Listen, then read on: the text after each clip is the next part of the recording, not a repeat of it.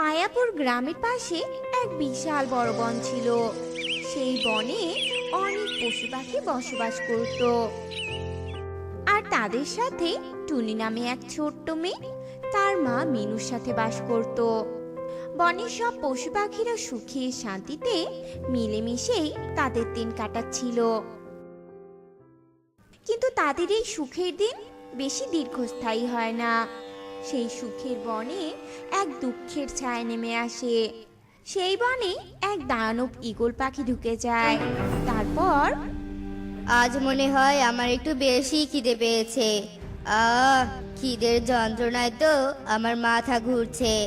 6-7টা পাখি না খেলে বুঝি আমার খিদেই মিটবে না। যাই যাই, বনের গভীরে যাই। সেখানে অনেক পাখির বসবাস আছে। গপ গপ করে কয়েকটা পাখি পেটে চালান দিয়ে আসি। এ কথা বলে দানব ঈগল তার বিশাল দেহ নিয়ে বনের গভীরে পাখি শিকার করার উদ্দেশ্যে বেরিয়ে পড়ে। এইদিকে ছোট্ট মেয়ে টুনি তার খেলার সাথে শালু কুহুর সাথে তার বাড়ির উঠোনে বসে খেলছিল। এমন সময় সেখানে টুনির মা মিনু টুনটুনি আসে আর টুনিকে বলে, টুনি মা, আমি বাইরে থেকে শুনে এলাম বনের মধ্যে নাকি এক দানব ঈগল ঢুকে পড়েছে, আর বনের যে পাখিকে সামনে পাচ্ছে তাকে কপ করে গিলে খাচ্ছে। আমি বেশ কিছুক্ষণের জন্য একটা কাজে আবার বাইরে যাব, তাই তোরা এই উঠোনে না খেলে ঘরের ভিতরে গিয়ে খেল। কখন কোন দিক দিয়ে ওই দানব ঈগল এসে পড়ে বলা তো যায় না, তাই না? ঠিক আছে মা, তুমি নিশ্চিন্তে বাইরে যাও, আমরা ঘরের ভিতর গিয়ে খেলবো। তুমি কোনো চিন্তা করো না মা, ওই দুষ্ট দানব ঈগল আমাদের কিছুই করতে পারবে না। না রে শালু, আমরা অনেক সাহসী, তাই না বল? আচ্ছা ঠিক আছে, তাহলে এবার আমি যাই। ও হ্যাঁ, অবশ্যই কিন্তু দরজা লাগিয়ে দিবি। কেউ যদি তোদের ডাকে তাহলে আগে তার পরিচয় শুনতে চাইবি, বুঝতে পেরেছিস? উফ মা, ঠিক আছে ঠিক আছে, যাও তো তুমি এখন। এই চল কুহু শালু, চল তো আমরা ঘরে গিয়ে খেলি। একদম দরজা বন্ধ করে খেলবো, কেউ ডাকলেও শুনবো না, ঠিক আছে? এ কথা বলে টুনি তার খেলার সাথে শালু আর কুহুকে নিয়ে ঘরের মধ্যে ঢুকে দরজা বন্ধ করে দেয়। আর তা দেখে মিনু টুনটুনি নিশ্চিন্ত মনে বাইরে চলে যায়। এইদিকে মিনু টুনটুনি ও টুনির সব ঘটনা দানব ঈগল গাছের আড়াল থেকে দেখে ফেলে। দানব ঈগল কখন যে তাদের সব ঘটনা এসে দেখছিল, মিনু টুনটুনি আর টুনি এবং তার খেলার সাথীরা কেউ টেরই পায়নি। দানব ঈগল এই ঘটনা দেখে মনে মনে হাসতে হাসতে বলে, পেয়ে গেছি, আমার শিকার পেয়ে গেছি। আজ ওই ছোট্ট ছোট্ট পাখির ছানারাই হবে আমার খাবার। যাই, ওদের ভুলিয়ে ভালিয়ে ঘর থেকে বাইরে বের করে আনি। দরজা ভাঙতে গেলে তো বনের অন্য পাখিরা টের পেয়ে যাবে আর ঝামেলা বাড়বে। আমার খিদের সময় আমি কোনো ঝামেলা বাড়াতে চাচ্ছি না। এ কথা বলে দানব ঈগল টুনির ঘরের সামনে যায় আর দরজা ধাক্কাতে থাকে। দরজা ধাক্কানোর শব্দ শুনে শালু টুনিকে বলে, টুনি দেখ দেখ, কে যেন ঘরের দরজা ধাক্কা দিচ্ছে, আমি যাই দরজাটা খুলে দেই। এ কথা বলে শালু খেলা থেকে উঠে দাঁড়ায় আর দরজার দিকে যায় দরজা খুলতে। সেই সময় টুনি শালুর হাত টেনে ধরে শালুকে বলে, যাস না শালু, যাস না, মা কি বলে গেছে ভুলে গেছিস? থাম, আমি আগে জিজ্ঞেস করি কে দরজায় ধাক্কা দিচ্ছে। এ কথা বলে টুনি শালুর হাত ছেড়ে দিয়ে চিৎকার করে বলতে থাকে, কে কে দরজায় ধাক্কা দিচ্ছ? আগে তোমার পরিচয় বলো, তা না হলে আমি কিছুতেই দরজা খুলবো না। আমি তোমার বাবার বন্ধু, তুমি আমাকে চিনবে না। দরজা খোলো মামুনি, তোমার বাবা শুনেছি মারা গেছে। তখন আমি তোমার বাবাকে দেখতে আসতে পারিনি, তাই এখন ভাবলাম তোমার বাবা যেহেতু নেই, তাই তোমরা কি অবস্থায় আছো তাই একটু দেখে আসি, তাই এলাম। দরজাটা খোলো মামুনি। তুমি যদি সত্যি আমার বাবার বন্ধু হও তবে একটা প্রশ্নের উত্তর দিতে পারলে আমি দরজা খুলে দিব। বলো, দিবে আমার প্রশ্নের উত্তর? আচ্ছা বলো, অবশ্যই আমি তোমার প্রশ্নের উত্তর দিব, তবে দেরি করো না মা, আমার অনেক তাড়া আছে। আচ্ছা আচ্ছা, বলো তো কাকু, 2 যোগ 2 কত হয়? টুনির এই প্রশ্ন শুনে ঈগল মনে মনে ভাবে, আরে এ কোন ঝামেলার মধ্যে এসে পড়লাম আমি? খেতে এসেছিলাম পাখির ছানা, আর এই ছানারা আমাকে পড়াশোনা শেখাচ্ছে। আমি তো কোনোদিন পড়াশোনা করিনি, এখন এই ছানাকে আমি কি উত্তর দিব? এ কথা ভেবে দানব ঈগল টুনিকে বলে, আসলে মামুনি, আমি তো কোনোদিনও স্কুলে যাইনি, তাই আমি এসব প্রশ্নের উত্তর দিতে পারবো না। তুমি অন্য প্রশ্ন করো। এ মা, তুমি এত সহজ প্রশ্নের উত্তর জানো না? আচ্ছা ঠিক আছে, তুমি তোমার পা এই দরজার ফুটো দিয়ে ঢুকিয়ে দাও তো, আমি দেখি তুমি সত্যি সত্যি আমার বাবার বন্ধু কিনা। টুনির কথা শুনে ঈগল ঘরের দরজার ফুটো দিয়ে পা ঢুকিয়ে দেয়। আর ঈগলের অমন দানবীয় বড় বড় নখওয়ালা পা দেখে টুনি বুঝে যায় এই কিছুতেই তার বাবার বন্ধু হতে পারে না। টুনি তখন শালুকে বলে, দেখেছিস শালু, এ কিছুতেই একটা সাধারণ পাখির পা হতে পারে না, নিশ্চয়ই কোনো দানব পাখি এসেছে। আমাদের কিছুতেই বাইরে বের হওয়া উচিত নয় এখন। শালুকে এ কথা বলে টুনি দানব ঈগলকে চেঁচিয়ে বলে, আমি বুঝতে পেরেছি, তুমি কিছুতেই আমার বাবার বন্ধু হতে পারো না। তুমি নিশ্চয়ই সেই দানব পাখি যে বনের পাখিদের ধরে ধরে খায়। চলে যাও বলছি এখান থেকে, চলে যাও, আমরা কিছুতেই দরজা খুলবো না। টুনির এই কথা শুনে ঈগল ভীষণ রেগে যায় আর চেঁচিয়ে বলে ওঠে, হয়েছে, অনেক ধৈর্য ধরেছি, আর না। এখানে দাঁড়িয়ে থেকে আমার ক্ষুধা দ্বিগুণ বেড়ে গেছে। আজ তোদের আমার হাত থেকে কেউ বাঁচাতে পারবে না। আমি তোদের গিলে খেয়ে তবে এখান থেকে যাব। হা হা হা হা হা। এ কথা বলে ঈগল গায়ের শক্তি দিয়ে দরজায় ধাক্কা মারতে থাকে। এইদিকে ঘরের মধ্যে টুনি, শালু, কুহু ভয় পেয়ে যায়। টুনি একটা আলমারির মধ্যে গিয়ে লুকিয়ে পড়ে, আর শালু, কুহু খাটের তলায় লুকিয়ে পড়ে। টুনি, শালু, কুহু লুকানোর সাথে সাথে ঈগল দরজা ভেঙে ঘরে ঢুকে পড়ে আর ঘরের চারিদিকে তাদের খুঁজতে থাকে। খাটের তলায় কুহু আর শালুকে দেখতে পেয়ে ঈগল হাসতে হাসতে বলে, হা হা হা হা হা। আমার হাত থেকে লুকিয়ে কোনো লাভ নেই। আমি তোদের দুজনকে দেখে ফেলেছি। বেরিয়ে আয়, আমি আজ তোদের গিলে খাবো। এ কথা বলে ঈগল খাটের নিচ থেকে কুহু আর শালুকে টেনে হিচড়ে বাহিরে নিয়ে আসে আর বড় এক হাঁ করে তাদের গিলে ফেলে।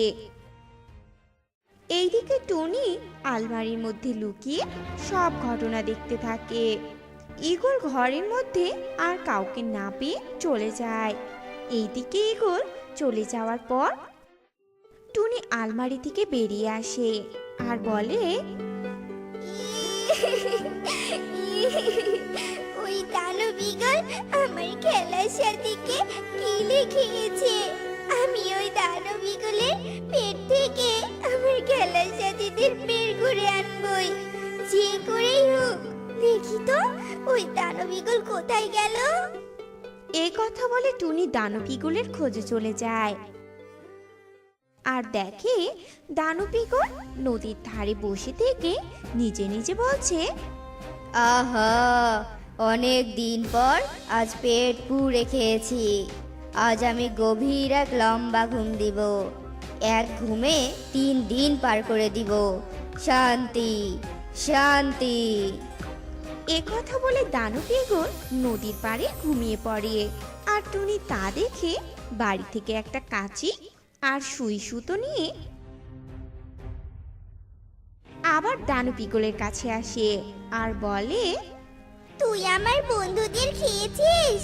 এই দেখ, এই কাঁচি দিয়ে তোর পেট আমি কেটে ফেলবো। এ কথা বলে টুনি ঈগলের পেট কাঁচি দিয়ে কেটে ফেলে আর শালু কুহুকে বের করে নিয়ে আসে। তারপর টুনি শালু আর কুহুকে বলে, শালু, কুহু, তোরা তাড়াতাড়ি কয়েকটা পাথর আন। আমি এই পাথর ওই ঈগলের পেটে ঢুকিয়ে সেলাই করে দিব। টুনির কথা শুনে শালু আর কুহু কয়েকটা বড় পাথর এনে টুনির হাতে দেয়। আর টুনি বুদ্ধি করে সেই পাথরগুলো ঈগলের পেটে ঢুকিয়ে দেয় আর ঈগলের পেট সেলাই করে দেয়। তারপর তারা ঈগলের তামাশা দেখার জন্য গাছের আড়ালে লুকিয়ে থাকে। আর কিছুক্ষণ পরে ঈগলের ঘুম ভেঙে যায় আর ঈগল বলে, এ কি, আমার পেট এত ভারী ভারী লাগছে কেন? মনে হয় আজ অনেক খেয়ে ফেলেছি। এ কথা বলে ঈগল আর হাঁটতে শুরু করে। কিন্তু পাথরের জন্য ঈগলের শরীর এত ভারী হয়ে গিয়েছিল যে ঈগল টুলতে টুলতে নদীর পাড়ে যায়। আর হঠাৎ করে দানব ঈগল নদীতে পড়ে যায়। নদী থেকে সে আর উঠতে পারে না, কারণ তার পেটে যে অনেক ভারী পাথর ছিল, যার কারণে দানব ঈগল জলের তলায় ডুবে মারা যায়। এইদিকে মিনু টুনটুনি টুনিকে বাড়িতে দেখতে না পেয়ে খুঁজতে খুঁজতে নদীর পাড়ে টুনি, কুহু আর শালুর কাছে চলে আসে। তোদের আমি কত খুঁজেছি, তোরা এখানে কি করছিস বলতো? এই নদীর ঘাটে কেউ আসে? মিনু টুনটুনির কথা শুনে শালু মিনু টুনটুনিকে সব ঘটনা বলে। সব শুনে মিনু বলে, আরে বাহ টুনি, তোর মাথায় তো দেখছি অনেক বুদ্ধি। তুই তো হলি একটা বুদ্ধিমতী মেয়ে। কেমন বুদ্ধি করে সবাইকে বাঁচিয়ে দিলি। চল চল, এবার তোরা সবাই সহ বাড়ি চল তো। তারপর মিনু সবাইকে নিয়ে বাড়ি চলে যায়। আর টুনির জন্য বড় এক বিপদ কেটে যায়। বনের সবাই আবার সুখে শান্তিতে বসবাস করতে থাকে। রহিমপুর গ্রামের পাশে একটা বন ছিল। সেই বনে অনেক পশু পাখিরা বসবাস করত। বনের পশু পাখিরা মিলেমিশে সুখে শান্তিতে তাদের দিন কাটাচ্ছিল। কিন্তু ওই বনের দক্ষিণ কোণে এক রহস্যকারী লাল মরিচের গাছ ছিল। বন্ধুরা, আজকের এই গল্পের ঘটনা সেই রহস্যকারী লাল মরিচকে ঘিরে। আরে আরে, আমাদের শরীর তো কালচে হয়ে যাচ্ছে। এখন তো রক্ত চাই। আমাদের রক্ত পান করতে হবে। যে করেই হোক আমাদের রক্ত পান করে এই মরিচ গাছকে বাঁচাতেই হবে। তা না হলে আমাদের মালকিন গাছ থেকে ছিঁড়ে ফেলবে। আজ রাতে একটা বনের পাখিকে আমাদের কাছে ডেকে আনবো আর তার মুন্ডু কেটে রক্ত খাবো। এই কথা বলে একটা লাল মরিচ গাছ থেকে খুলে পড়ে আর হেঁটে হেঁটে পাখিরা যেখানে বসবাস করে সেখানে যায়। বনের মধ্যে ঠিক তখন ছিল মধ্যরাত। বনের সব পাখিরাই সবার বাসায় ঘুমিয়েছিল। লাল মরিচ যজ্ঞ কাকের ঘরের দরজার সামনে আসে আর সে বলতে থাকে, আয়, বেরিয়ে আয়, ঘর থেকে বেরিয়ে আয়। তোকে গুপ্তধনের সন্ধান দিতে এসেছি আমি। ঘুম থেকে জেগে ওঠ, জেগে ওঠ। আয়, দরজা খোল। লাল মরিচ যখন যজ্ঞ কাকের দরজার সামনে দাঁড়িয়ে এসব বলে ডাকাডাকি করছিল, লাল মরিচের ডাক শুনে যজ্ঞ কাকের ঘুম ভেঙে যায়। আর দরজা খুলে লাল মরিচকে দেখতে পেয়ে যজ্ঞ কাক ভীষণ ভয় পেয়ে যায় আর সে বলতে থাকে, এ কেমন মরিচ আমার বাড়ির সামনে কিভাবে এলো? এ তো দেখি কথাও বলে আবার। আমাকে দেখে ভয় পেও না। আমি হলাম এক জাদুই মরিচ। আমি তোমার উপকার করতে তোমার কাছে এসেছি। তুমি যদি আমার সাথে এক্ষুনি যাও তবে অনেক ধন সম্পদ পাবে।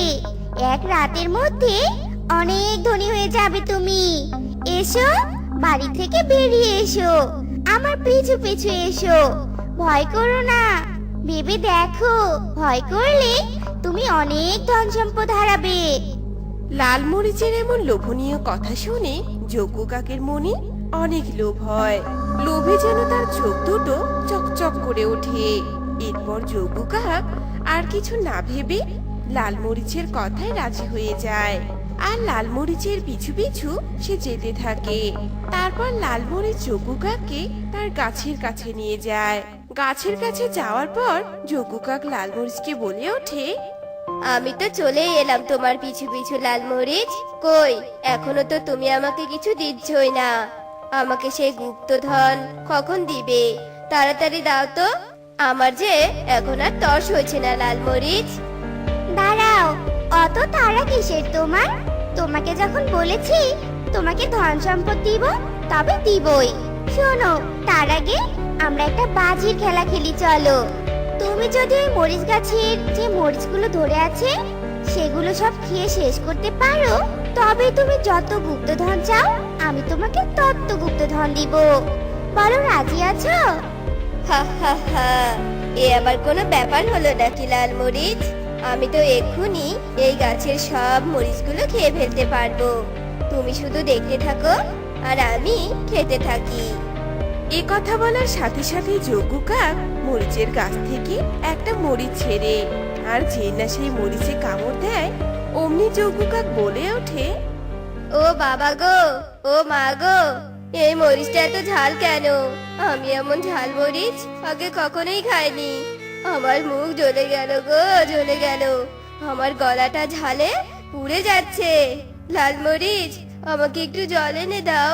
আমি যে আর মরিচ খেতে পারবো না লাল মরিচ।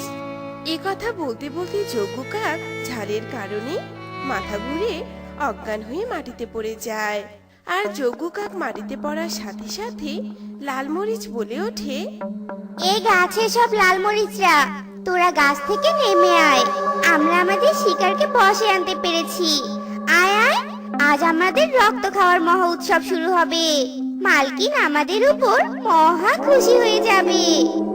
লাল মরিচের এ কথা বলার সাথে সাথে মরিচের গাছ থেকে অন্য সব মরিচগুলো মাটিতে নেমে আসে, আর সব মরিচগুলো মিলে যজ্ঞ কাকের দেহকে ছিন্ন ভিন্ন করে রক্ত চুষে খেতে থাকে।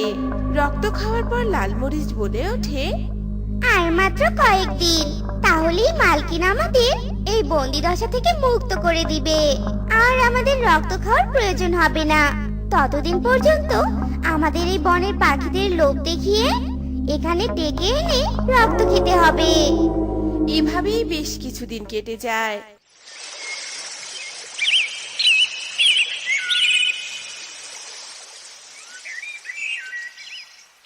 লাল মরিচের গাছের মরিচদের আবারও রক্তের প্রয়োজন হয়, আর সেই লাল মরিচ রাতের বেলা আবারও পাখিদের এলাকাতে যায়। এবার টুনির বাড়ির দরজায় গিয়ে লাল মরিচ ডাকতে থাকে, ঘরে কি কেউ আছে? দরজা খোলো, আমি তোমার জন্য তোমার ভাগ্য খোলার এক লটারি এনেছি। আর সেই লটারি জিততে পারলেই হবে তুমি গুপ্তধনের মালিক। এসো, আমার ডাকে সাড়া দাও, বেরিয়ে এসো, আমি তোমায় ডাকছি। লাল মরিচের এমন ডাক শুনে টুনি দরজা খুলে বাইরে বেরিয়ে আসে। আর লাল মরিচকে দেখে টুনি বলে, একই কাণ্ড, তুমি একটা মরিচ হয়ে কিভাবে কথা বলছো? আর আমাকেই কেন বা ডাকছো শুনি? তোমার লাভের জন্যই আমি তোমাকে ডাকছি গো। চলো, আমার পিছু পিছু চলো। আমার সাথে গেলে তোমারই লাভ হবে। আমার কথা বিশ্বাস করো। এসো এসো, আমার সাথে এসো। লাল মরিচের কথা শুনে টুনি লাল মরিচের পিছু পিছু যেতে থাকে। আর লাল মরিচের গাছের কাছে গিয়ে লাল মরিচ বলে ওঠে, আমাদের ঠিকানায় আমরা পৌঁছে গেছি দুজনে। এখন আমার সাথে তোমাকে একটা বাজি খেলতে হবে। সেই বাজি জিতলেই তুমি হবে এই বনের সব থেকে সুন্দরী রানী পাখি। বলো, তুমি কি রাজি আছো আমার সাথে বাজি খেলতে? ভয় পেও না, আমার উপর বিশ্বাস রাখো। এ কথা বলে লাল মরিচ টুনিকে বাজির কথা খুলে বলে। সব শুনে টুনি মনে মনে ভাবে, শুধুমাত্র মরিচ খাওয়ার বাজি জিতলে আমি রানী পাখি হয়ে যাব? নিশ্চয়ই এই লাল মরিচের মনে কোনো শয়তানি বুদ্ধি আছে। আমাকে নিশ্চয়ই এই মরিচ বিপদের মধ্যে ফেলবে। দেখাচ্ছি মজা। এই টুনিকে এই পুচকে লাল মরিচ বোকা বানাবে? এত সোজা নয়। কি বলি কি উপায় ভাবা যায়? পেয়েছি। মানে আসলে লাল মরিচ, আমি বাজি ধরে তোমার গাছের মরিচগুলো খেতাম, কিন্তু আজ রাতে আমি অনেক খাবার খেয়েছি, তাই তোমার মরিচ কিছুতেই খেতে পারবো না। আমি কালকে তোমার কাছে আবার আসবো। কাল নিশ্চয় বাজি ধরে তোমার মরিচ খাবো। আজ বাজি ধরতে পারলাম না গো লাল মরিচ। এই কথা বলে টুনি সেখান থেকে চলে যায়। আর লালমরিচ মনে মনে ভাবতে থাকে, যাও যাও, কাল তোমাকে আসতেই হবে। যে লোক দেখিয়েছি, না এসে থাকতেই পারবে না। আমরা শুধু পাখিদের লোক দেখিয়ে আনতে পারি, জোর করে রক্ত খেতে পারি না। আর তাই বলে আজ তোমাকে যেতে দিলাম। এদিকে টুনি লালমরিচের রহস্য জানতে বনের গভীরে এক তান্ত্রিকের কাছে যায়। আর তান্ত্রিককে বলে, বাবা বাবা, আপনার কাছে এক সাহায্যের জন্য এসেছি। আপনি আমাকে সাহায্য করুন, বড় বিপদে আছি আমি। এই কথা বলে টুনি তান্ত্রিককে সব ঘটনা খুলে বলে। সব শুনে তান্ত্রিক বলে, তুই কোন মরিচ গাছের কথা বলছিস? আমি বুঝতে পেরেছি। ওই মরিচ গাছে একটা ডাইনি আত্মা বাস করে, আর সেই ডাইনি রক্ত খেয়ে খেয়ে নিজের শক্তি বৃদ্ধি করছে। এক সময় এই বনের সব পাখিকে এই মরিচ গাছের ডাইনি মেরে ফেলবে। তাহলে উপায় কি বাবা? আমি কি করে এই বনের পাখিদের বাঁচাবো? একটা উপায় আছে, আর সেটা হলো একটা ছুরি আছে। আর সেই ছুরি দিয়েই ওই ডাইনিকে মারতে হবে। কিন্তু এর মধ্যে একটা কথা আছে, আর সেটা হলো সেই ছুরিটা যে ব্যবহার করবে তার রক্ত দিয়েই সেই ছুরিকে জীবিত করতে হবে। কারণ সেই ছুরি তার রক্ত পান করে জীবিত হয়ে যাবে, নইলে সেই ছুরি কাজ করবে না। বুঝতে পেরেছিস? তুই যদি ওই ডাইনিকে মারতে চাস তবে তোর জীবন বলিদান করতে হবে। ওই খারাপ ডাইনিকে মারতে হলে আমি আমার জীবনও দিতে পারি, তবুও আমি এই বনের পাখিদের কিচ্ছু হতে দিব না। বাবা, আমাকে ছুরিটা দিন। টুনির এই কথা শুনে তান্ত্রিক তার জাদু বলে তার হাতে ছুরিটা নিয়ে আসে আর টুনিকে দিয়ে দেয়। তারপর টুনি সেই ছুরি নিয়ে আবারও সেই মরিচ গাছের কাছে যায় আর বলে, আমি সব জেনে গেছি। আজ তোকে আমার হাত থেকে কেউ বাঁচাতে পারবে না। আমি তোর মৃত্যুর কারণ হব। নিরীহ পাখিদের আর আমি তোর হাতে মরতে দিব না। টুনির এমন কথা শুনে মরিচ গাছ থেকে একটা ডাইনি বের হয়ে আসে আর সে হাসতে হাসতে বলে, জেনে গেছিস? সব ভালোই হয়েছে। আয় আমার কাছে আয়, এবার আমি তোকে খাবো। আর আমার শক্তি আরো বৃদ্ধি পাবে। আমি হলাম লাল মরিচ ডাইনি। যত রক্ত খেয়ে লাল হব, তত আমার শক্তি বৃদ্ধি পাবে। দেখাচ্ছি মজা, তোর হবে শক্তি বৃদ্ধি। দেখ আমি তোর কি হাল করি। এই কথা বলে টুনি তার হাতে ছুরি দিয়ে ডাইনির গলায় একটা জোরে কোপ দেয়। আর সাথে সাথে ডাইনির মাথা তার শরীর থেকে আলাদা হয়ে যায় আর মাটিতে পড়ে যায়। কিন্তু মাটিতে পড়ে ডাইনির মাথাটার কোনো কিছু হয় না। হঠাৎই ডাইনির মাথাটা ডাইনির শরীরে আবার জোড়া লেগে যায়। এভাবে বেশ কয়েকবার গলা জুড়ে যাওয়ার পর ডাইনি ভীষণ হাসতে থাকে। আমাকে মেরে কোনো লাভ নেই। আমি এত শক্তিবান যে কখনোই মরবো না। ডাইনির কথা শুনে টুনির ছুরিতে জীবনদানের কথাটা মনে পড়ে যায়। আর টুনি বলতে থাকে, দেখ তুই মরিস কিনা, এখন এখানেই তোর মৃত্যু হবে। এই কথা বলে টুনি তার নিজের পেটে ছুরি ঢুকিয়ে দেয় আর ছুরিটা এরপর জীবন্ত হয়ে যায়। সেই ছুরি দিয়ে টুনি ডাইনির গলা কেটে ফেলে আর ডাইনি সাথে সাথেই সেখানে মারা যায়। আর টুনিও সেখানে মারা যায়। আর পরের দিন সকালবেলা বনের পাখিরা ডাইনি আর টুনির মৃতদেহটাকে এক জায়গায় পড়ে থাকতে দেখে। আহারে, টুনি তার নিজের জীবন দিয়ে এই ডাইনিকে মেরে ফেলেছে। টুনি কত মহান পাখি, নিজের জীবন দিয়ে আমাদের জীবন বাঁচিয়ে দিয়েছে। এভাবেই টুনির মৃত্যুর পর তার এই মহান কাজের কথা বনের চারিদিকে ছড়িয়ে পড়ে আর সবাই মৃত টুনির তার কাজের জন্য প্রশংসা করতে থাকে। আর ডাইনির লোভ থেকে মুক্তি পেয়ে বনের পাখিরা সুখে শান্তিতে নিরাপদে সেখানেই বসবাস করতে থাকে।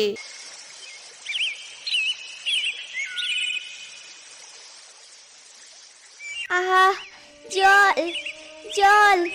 মা টিকটিক, টুনটুন, টুকি, কোথায় গেলি রে মা? একটু জল দিয়ে যা আমাকে। জল পিপাসায় গলাটা একদম শুকিয়ে গেছে।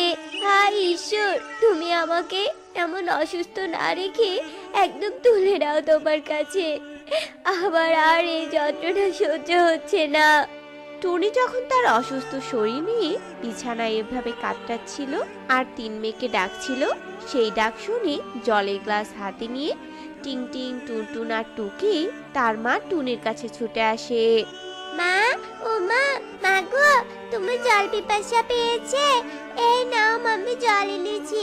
একে মা, তোমার শরীর তো জ্বরে পুড়ে যাচ্ছে। আগের থেকেও তো তোমার শরীরের বেহাল দশা হয়েছে। ওসব কিছু না মা, তোরা আমাকে নিয়ে চিন্তা করিস না, আমি এমনিতেই ভালো হয়ে যাব। গরিবের আবার অসুস্থতা কি? যা, তোরা ঘরে গিয়ে পড়তে বস। যা মা। না মা, আজ তোমার এসব কথা কিছুতেই শুনবো না। চলে টিং টিং, টুকি, আমরা কোনো কবিরাজকে ডেকে আনি। মায়ের এমন কষ্ট যে আর সহ্য হচ্ছে না আমার রে। কিন্তু টুটুন, আমরা তো অনেক ছোট, মানে রাস্তাঘাট কিছুই চিনি না, কবিরাজের বাড়ি কোথায় তাও জানি না। কিভাবে মায়ের চিকিৎসা করাবো আমরা? আর যদি বাবা বেঁচে থাকতো তাহলে কত ভালো হতো।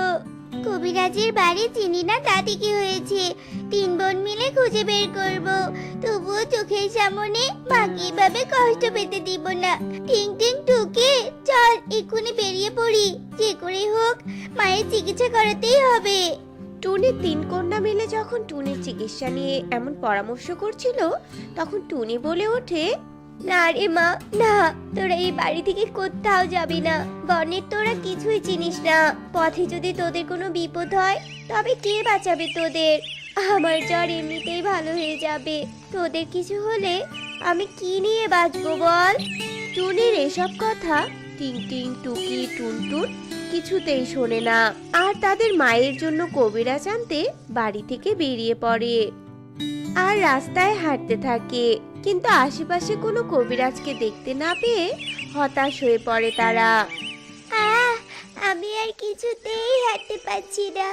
আর আমরা এত ছোট যে এখন উঠতেও পারি না।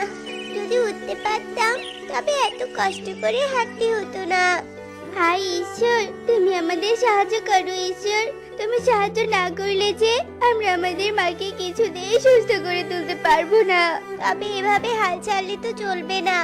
দিন দিন বাইরের অবস্থা খুব খারাপ হয়ে যাচ্ছে। মা ছাড়া আমাদের দুনিয়ায় আর কেউ নেই রে। 3 কন্যা মিলে যখন এভাবে নিজেদের মধ্যে কথা বলছিল, সেই সময় সেখানে এক হাঁস আসে আর তাদেরকে দেখে বলে, কে গো তোমরা এই বনে একা একা? কি করছো তোমরা এখানে? এখানে কি খেলার জায়গা?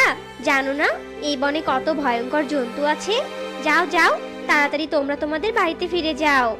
হাঁসের এমন কথা শুনে টিং টিং কাঁদতে কাঁদতে হাঁসকে বলে, হাঁস মাসি গো, আমরা বড্ড বিপদে পড়ে একা বাড়ি থেকে বেরিয়েছি।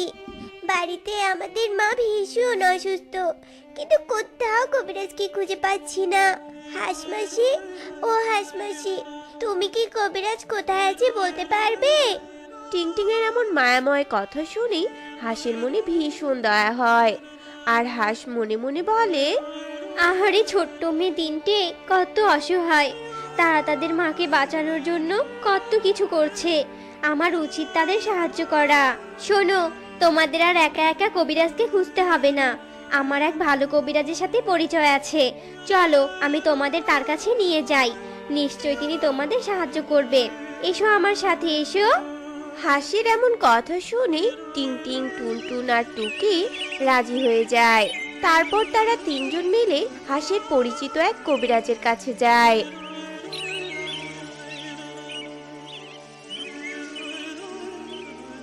কবিরাজ বাবা, ও কবিরাজ বাবা, আমি এই 3 কন্যাকে আপনার কাছে নিয়ে এসেছি। এদের মা অনেক অসুস্থ, আপনি এদের সাহায্য করুন। এই 3 কন্যা যে বড্ড অসহায়। সাহায্য? কি সাহায্য বল বাছারা, তোদের মায়ের কি হয়েছে? অবশ্যই আমি তোদের সাহায্য করব। অসহায়দের সাহায্য করাই তো আমার ধর্ম। কবিরাজের এমন কথা শুনে 3 কন্যা তাদের মায়ের অসুস্থতার কথা সব খুলে বলে। সব শুনে কবিরাজ বলে, সব শুনে আমি যা বুঝলাম, তোদের মায়ের কোনো সাধারণ জ্বর হয়নি। সঠিক সময়ে চিকিৎসা না করলে অনেক বড় ক্ষতি হয়ে যাবে। তবে চিন্তা করিস না, এই জ্বরের চিকিৎসা আমার কাছে আছে। শোন তবে, এই বনের দক্ষিণ কোণে রূপসা নামের একটা নদী আছে। সেই নদীর মাঝেই একটা বড় আপেল গাছ আছে। সেই আপেল যদি আমাকে এনে দিতে পারিস, তবে আমি তোদের মায়ের জ্বরের ঔষধ বানিয়ে দিতে পারবো। পারবো দাদু, পারবো। আমরা সেই আপেল আনতে পারবো। তবু আমার মাকে সুস্থ করার জন্য ওষুধ বানিয়ে দিও তুমি। আপেল তো আমরা আনবো টিং টিং, কিন্তু রূপসা নদী কোথায়? আমরা যে নদীতে যাওয়ার পথও চিনি না। নদীতে যেতে না পারলে আপেল আনবো কি করে বলতো? হাঁস তাদের এমন কথা শুনে বলে, শোনো মেয়েরা, এ নিয়ে তোমরা কোনো চিন্তা করো না। এই বনের কোথায় কোন নদী আছে তা আমার খুব ভালো করেই জানা। এসো, আমি তোমাদের পথ দেখিয়ে নিয়ে যাব। হাঁসের এমন কথা শুনে তিন কন্যা ভীষণ খুশি হয়ে যায় আর বলে ওঠে, তুমি খুব ভালো হাঁস মাসি। তুমি না থাকলে আমরা কি যে করতাম। হয়েছে পাগলি মা আমার, চল কথা না বাড়িয়ে তাড়াতাড়ি চল, দেরি হয়ে যাবে তো। এ কথা বলে হাঁস আর তিন কন্যা রূপসা নদীর উদ্দেশ্যে হাঁটতে থাকে।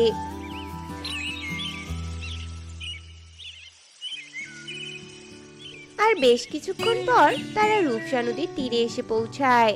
কিন্তু রূপসা নদীর পাড়ে এসে নদী এত খরস্রোতা আর এত বড় নদী দেখে টিং টিং বলে, হায় হায়, এত বড় নদী আমরা পার হব কি করে মাসি?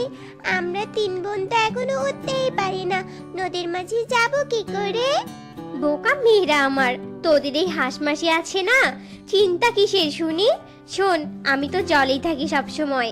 সাঁতার কাটা আমার জন্য কোনো ব্যাপারই না। আমার মাথায় একটা বুদ্ধি এসেছে। শোন, তোরা তিনজন আমার পিঠে উঠে পড়, আমি সাঁতার কেটে তোদের ওই আপেল গাছের কাছে নিয়ে যাব। হাসির এমন কথা শুনে তিন কন্যা ভীষণ খুশি হয় আর তার পিঠে উঠে পড়ে। তারপর হাঁস টুনির তিন কন্যাকে পিঠে নিয়ে নদীর মাঝে আপন মনে গাছের কাছে যায় আর আপেল গাছ থেকে একটা আপেল ছিঁড়ে নিয়ে হাঁসের পিঠে চড়ে আবার নদীর পাড়ে উঠে আসে। তারপর সেই আপেল নিয়ে কবিরাজের কাছে যায়।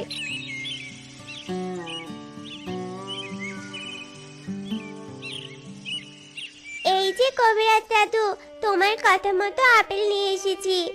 আপেল দিয়ে তাড়াতাড়ি ঔষধ বানিয়ে দাও। বাড়িতে মা একা একা কতই না কষ্ট পাচ্ছে। দে আপেলটা, আমি আপেলের রস দিয়ে এক্ষুনি তরল কিছু ঔষধ বানিয়ে দিচ্ছি। তারপর কবিরাজ টিংটিং এর হাত থেকে আপেলটা নিয়ে এক জাদুই তরল ঔষধ বানিয়ে দেয় আর টিংটিং এর হাতে সেই ঔষধ দিয়ে দেয়। বোনরা আমার, আমরা মায়ের জন্য ওষুধ পেয়ে গেছি। চল এবার আমরা বাড়ি ফিরে যাই। ও হাঁস মাসি, তোমাকে অনেক ধন্যবাদ গো। তুমি না থাকলে আমরা আমাদের মায়ের জন্য কিছুই করতে পারতাম না, ওষুধও পেতাম না। এভাবে বলিস না রে, যা তোরা তাড়াতাড়ি বাড়িতে ফিরে যা। তোদের মা তোদের জন্য অপেক্ষা করছে, ভালোভাবে যাস কিন্তু। হাঁস মাসি, তোমাকে ছেড়ে কিছুতেই যেতে ইচ্ছে করছে না। চলো না গো, চলো না, আমার সাথে চলো। আমারও যেতে ইচ্ছে করছে না। তোরা এই 2 দিনে আমার নিজের মেয়ে হয়ে গিয়েছিস। শোন, তোদের একা ছাড়তে মন আমার কিছুতেই চাইছে না। উঠে বস আমার পিঠে, আমি তোদের বাড়িতে রেখে আসবো। ইয়ে, হাঁস মাসি আবার আমাদের পিঠে করে নিয়ে যাবে আমাদের বাড়িতে। ইয়ে। এ কথা বলে তিন কন্যা আবার হাঁসের পিঠে উঠে বসে আর হাঁস তাদের নিয়ে বাড়ি ফিরে আসে।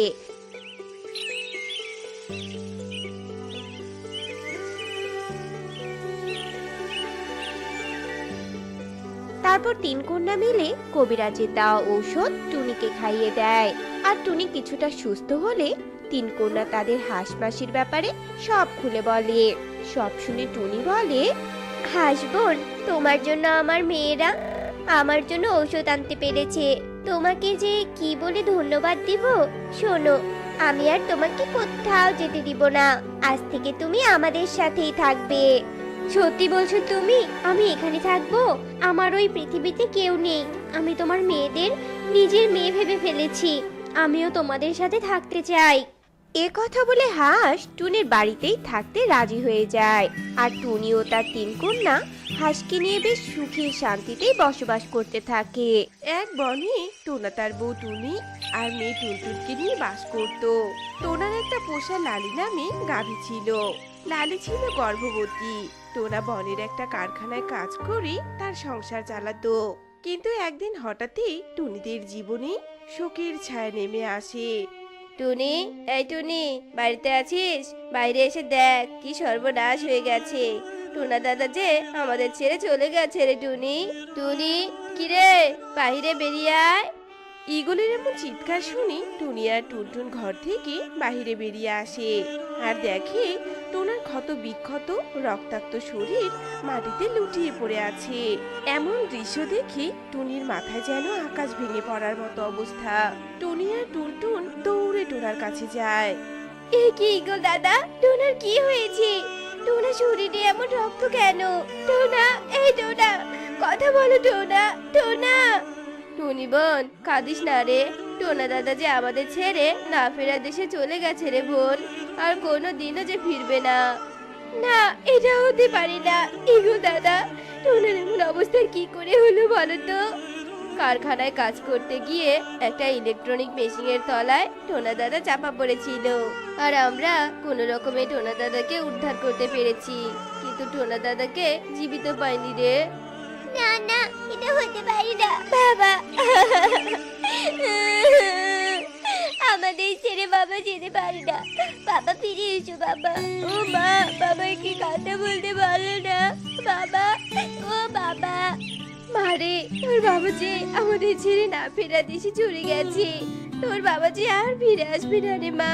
তোর বাবাকে সারা জীবনের জন্য আমরা হারিয়ে ফেললাম রে মা। আহা টুনি বোন, এবার শান্ত হ। তুই ভেঙে পড়লে তো মেয়েটাকে সামলাতে পারবো না আমরা। এখন চল আগে টোনা দাদার সৎকারটা করে ফেলি, না হলে তো টোনা দাদার কষ্ট বাড়তেই থাকবে। হ্যাঁ চলো ঈগল দাদা, টোনাকে আর কষ্ট পেতে দিব না আমি। ঈশ্বর যদি আমার কপালে এটাই লিখে রাখে তবে তো মানতেই হবে, তাই না? এরপর টুনি চোখের জল মুছে ফেলে আর ঈগলকে নিয়ে টোনার সৎকার করায়। এরপর ঈগল টুনিকে সান্ত্বনা দিয়ে চলে যায়। এদিকে টুনি টোনাকে হারিয়ে ভীষণ ভেঙে পড়ে। ঈশ্বর, তুমি টোনাকে কেড়ে নিলে, এটা তো মেনেই নিলাম আমি, কিন্তু এখন আমাদের কি হবে? টোনা যে এই সংসারের হাল ধরেছিল, কিন্তু এখন আমি মেয়েটাকে বা কি খাওয়াবো, আর গর্ভবতী লালিকে বা কি খাওয়াবো? ঈশ্বর, তুমি আমাকে কোনো উপায় বলে দাও ঈশ্বর। এসব ভেবে কাঁদতে কাঁদতেই সেই দিনটা কেটে যায়। পরের দিন সকালবেলা টুনি গোয়াল ঘরে গিয়ে দেখে লালির একটা ছোট্ট ফুটফুটে বাছুর হয়েছে। মা দেখো দেখো, আমাদের লালির কি সুন্দর ফুটফুটে একটা বাছুর হয়েছে। ঈশ্বর, তোমার কেমন লীলা খেলা! টোনা চলে যেতে না যেতে এই লালি বাছুর দিল। এমনিতেই তো আমি কোনো কাজ পেলাম না, এখন আবার লালির বাছুর হলো। এখন চারটা পেটের খাবার আমি কি করে জোগাবো ঈশ্বর? আরে মালকিন, তুমি অযথাই চিন্তা করছো, বুঝেছো? শোনো, আমি তো এখন বাছুর দিলাম, আর এখন থেকে তো আমি প্রতিদিনই দুধ দিতে পারবো। তুমি আমার দুধ বাজারে বিক্রি করে আমাদের 4 জনের সংসার দিব্যি চালাতে পারবে গো। লালি, তাই কি আর হয় বল? বাজারে তো অনেক দুধওয়ালা আছে, ওরা তো আগে থেকে বিক্রি করে। এখন আমি বাজারে দুধ নিয়ে গেলে কি আর ওরা আমার থেকে দুধ কিনতে চাইবে বল? মা, আমার মাথায় একটা বুদ্ধি এসেছে। দুধ কিনবে না তাতে কি হয়েছে? মা, তুমি তো মিষ্টি বানাতে পারো। তুমি লালির দুধ দিয়ে ছানার মিষ্টি বানাবে, আর তখন তো সবাই তোমার থেকে মিষ্টি কিনবে। মা, টুনটুন, তুই তো একটা ভালো কথা বলেছিস রে মা। তাহলে আজ থেকে আমি লালির দুধ দিয়ে মিষ্টি তৈরি করব, আর সেসব মিষ্টি বাজারে বিক্রি করব। আমি আজ থেকে মিষ্টিওয়ালি হয়েই তোদের খাবারের যোগান দিব রে মা।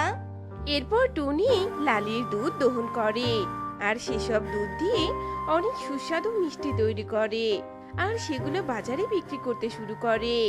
মিষ্টি নিয়ে যাও, মিষ্টি, টাটকা গাভীর দুধের মিষ্টি নিয়ে যাও, নিয়ে যাও, একেবারে সস্তা দাম গো, খেতে একেবারে রসালো। নিয়ে যাও, নিয়ে যাও, মিষ্টি নিয়ে যাও। টুনির মিষ্টিগুলো দেখতে অনেক সুন্দর ছিল, আর মিষ্টি থেকে সুন্দর গন্ধ বের হচ্ছিল।